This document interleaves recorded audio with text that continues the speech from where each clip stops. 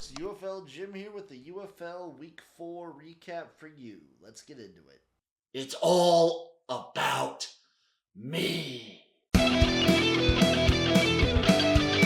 It's the UFL show with UFL Jim, your one-stop shop for all things United Football League. We have a sexual Cheers to you, tension. We have Memphis the heat. We have the power. We have the news. It's all here on the UFL show with UFL Jim.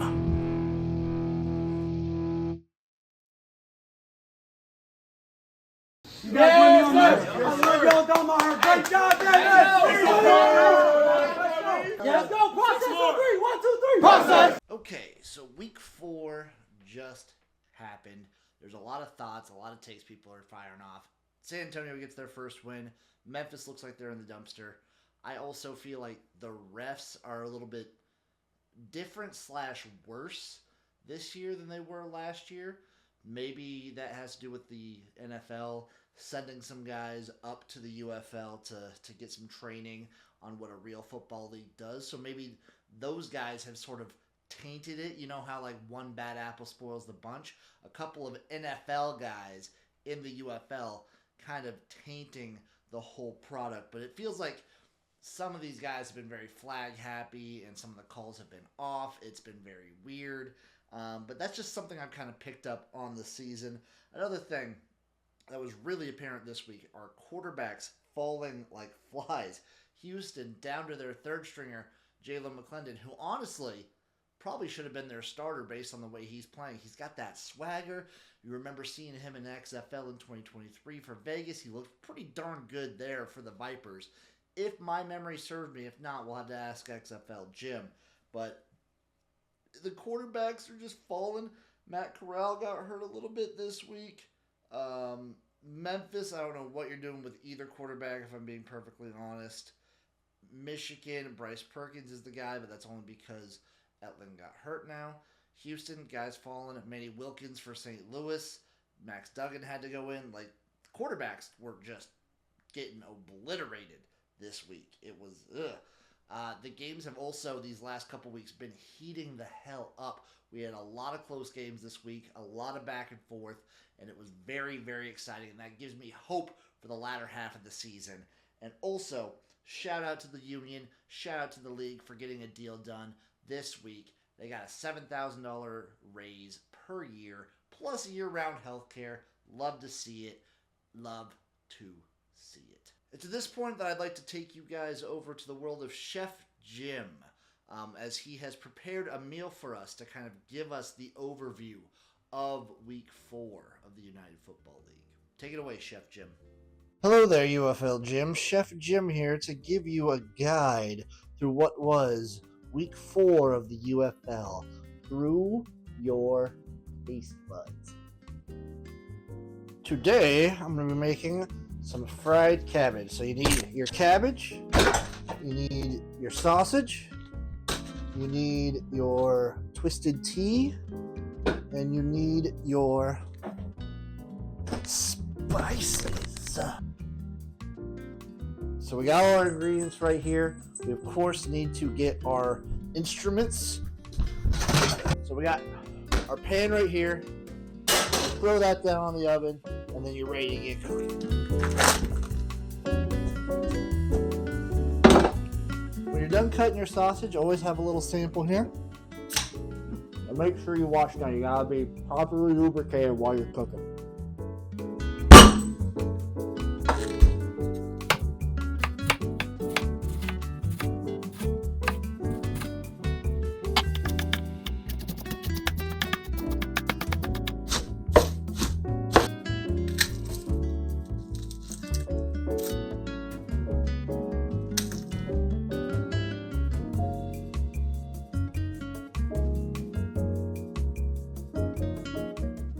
Get your olive oil going. Let that heat up. And you're going to add your sausage to your pan. I want to do really bad things to your pee-pee. Okay, you get the pan all nice and hot. Now you add your sausages. Okay, you get everything nice and crackling. You kind of move it around. You want that sizzle. You want the sizzle, just like how the UFL has been bringing the sizzle for the last couple weeks now.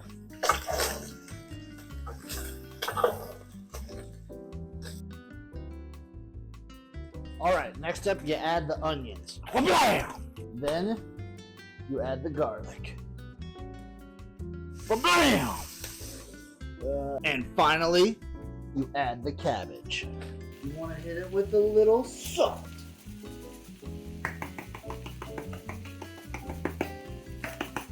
A little pepper. A little garlic powder. A little onion powder. A little smoked paprika. A little Old Bay. Not a sponsor, could be a sponsor. Get that all nice and mixed together. Get the flavors knowing each other. And you just kind of sit and You just sit back, contemplate the United Football League. Week 4 had plenty of action, plenty of spice, plenty of kick, just like this recipe. And then before you know it, the food's ready, the league's ready, and you're sitting with some premium spring football and some premium food. Okay, you got your food ready here. You got your fried cabbage with the andouille sausage all ready to go. Now it's time to plate her up and eat, huh? Oh, there you have it, folks. Some fried cabbage, chock full of flavor, spices out the butt. A great way to celebrate week 4 of the United Football League. Let's dig in, shall we? A couple pieces of sausage, some cabbage.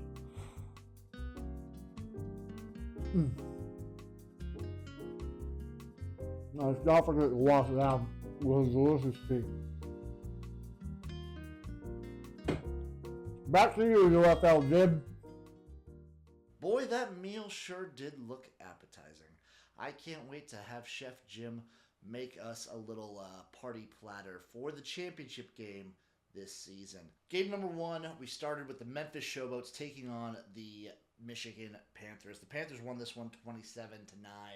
Now, some dumb people out there, me, thought the Showboats would kind of rally around their interim, kind of batter down and do some things. They had been showing promise. They had been close in a lot of games. That defense was promising, and then they come out and they just lay a stinker.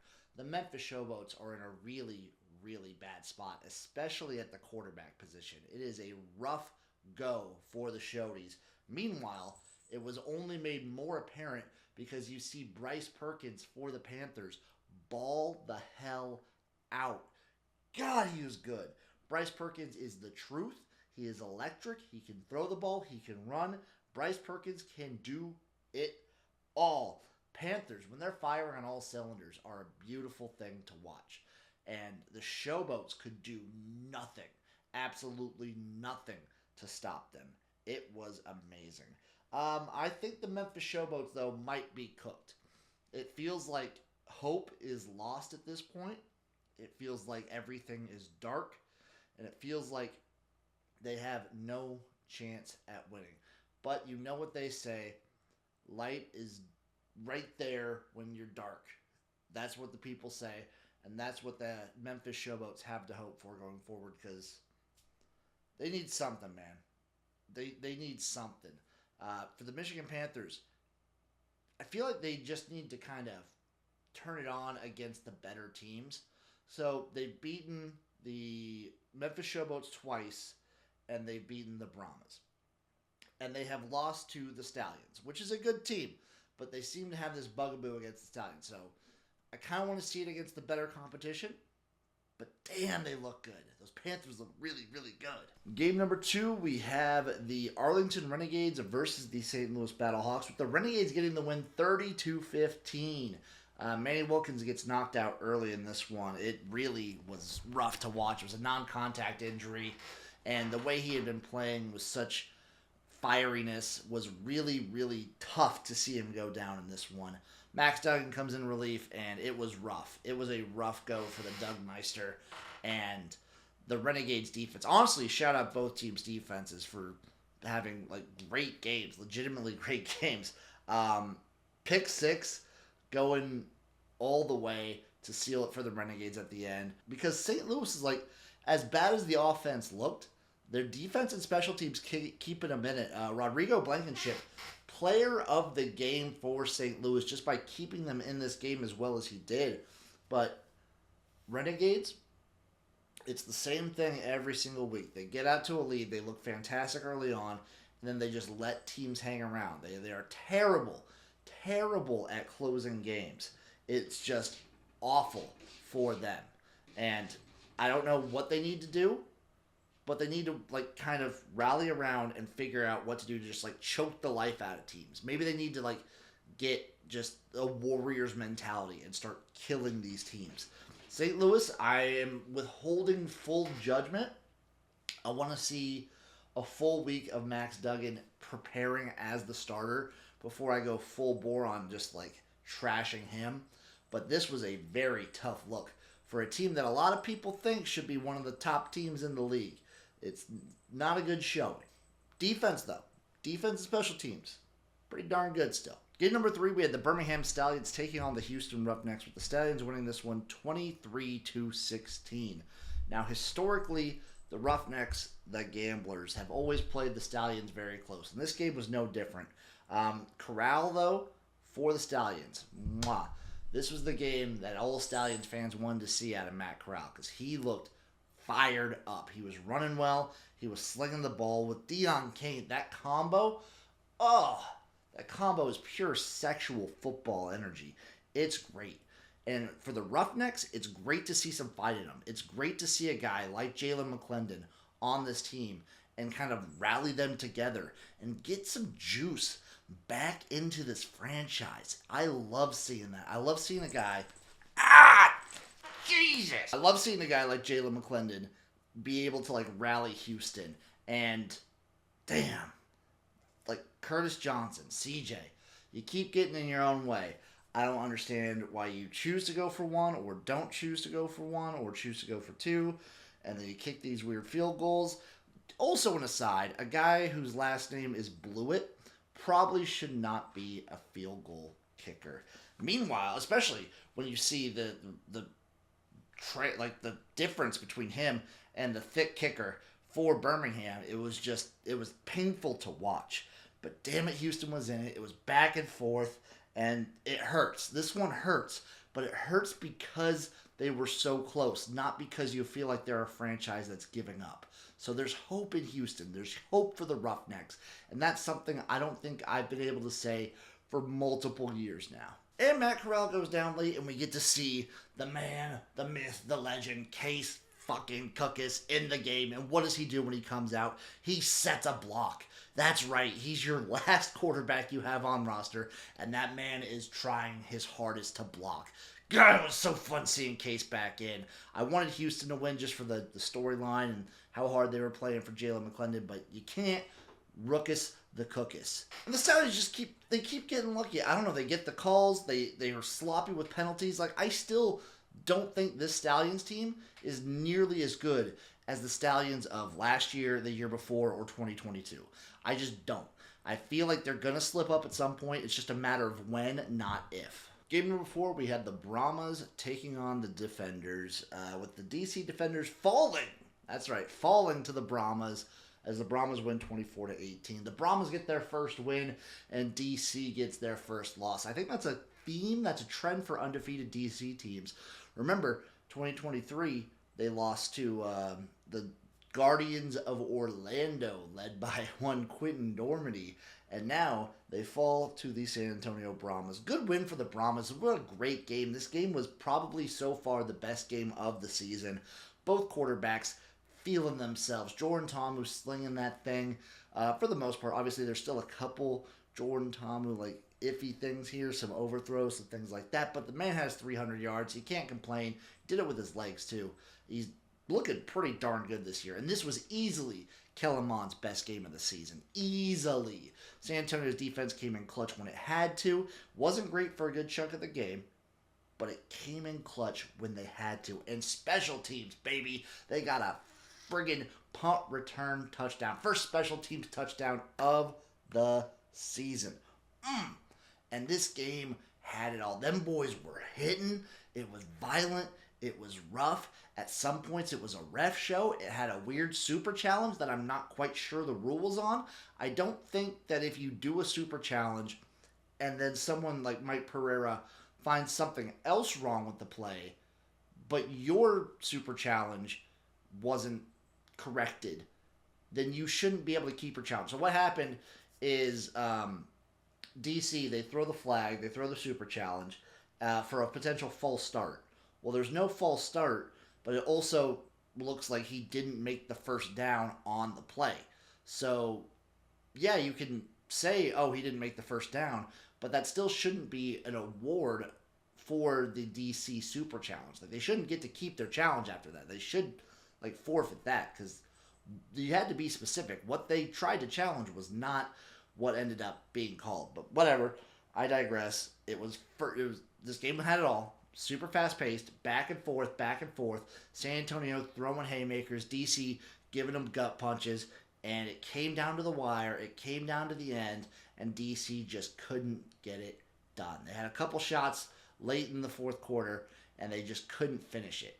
But man, what a cap. What a way to end week 4. This amazingly fun week. We had the best game of the season to end it up, and it was just awesome. And that'll bring us to our week 4 UFL power rankings from me, UFL Jim, to you, from me, from my brain and gut, to you, to your ears. At number 8 is the Memphis Showboats. This team is so far separated right now from everyone else. They feel like they are in utter turmoil and that nothing can save them. But that's when you just have a little glimmer of hope. And that's what they need. Just a little glimmer. At number 7 is the Houston Roughnecks. Listen, the jump from 8 to 7 is drastic, but you still can't place them any higher just for losing good. So, still at number 7 they sit. At number 6 is the St. Louis Battlehawks. This team just keeps falling down the ladder week after week after week, and now with Wilkins out, it's just hard to rank them any higher. And again, their 2 wins are against the Brahmas and the Roughnecks versus, so maybe you could stack a team here, but also they have wins. It's the power rankings at this point in the season get a little weird. At number 5, it is the Brahmas. Just because, guess what?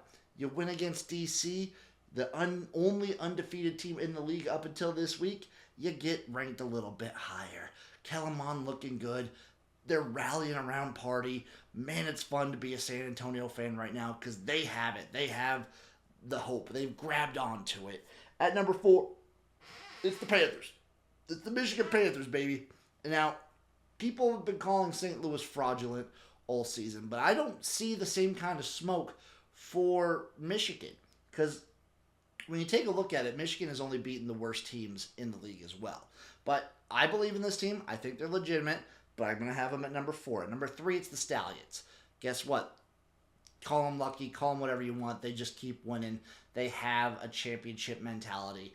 Even if Corral is out multiple weeks, guess what? Case Cookers can make it work because he's a damn stud. At number 2, it's the DC Defenders. They fall from their top spot this week. That's right. They do. And I do not care who is going to fight me on it, but they fall. They look great. Honestly, they didn't even look bad in this game. This was just a back-and-forth game, and they couldn't really get a run game going if you're going to kind of section anything out, besides Jordan Tom, who's scrambling and kind of running for his life. But DC still pretty darn good. And number 1, it's the Arlington Renegades. Guess what? You wax a team as like the Battlehawks. Your defense is playing lights out. You're feeling yourselves. I'm going to put the Renegades on top. Honestly, I wouldn't be mad at you for putting 1, 2, or 3, any one of those guys. I wouldn't be mad in any order that you put the Birmingham Stallions, the Arlington Renegades, or the DC Defenders. You can put them 1, 2, 3, 3, 2, 1, 2, 1, 3. I do not care. That's how neck and neck the league is right now, and it's a beautiful thing to see. And that'll do it for our week 4 recap. This has been an exciting week. I'm gearing up for Chaos Week, which we all know is week 5, but this one was fun. We had a lot of close games. We had a lot of teams emerging, a lot of storylines coming into play, and I think every team but the Memphis Showboats has a quarterback, has a system in place to win games. I think we're going to see a lot of close games going forward. I think we're going to see some battles in both the XFL and USFL division. And I, for one, am so damn hyped. The UFL has been delivering, and I can only see it continue to deliver week after week after week. And we're counting down now because, like, after this, we're going on the halfway mark. And it's only going to be over sooner rather than later. So just hold on to these moments, these precious United Football League moments, as much as you can, because before you know it, you blink and it's gone. So let's just sit back, relax, and turn on some United Football League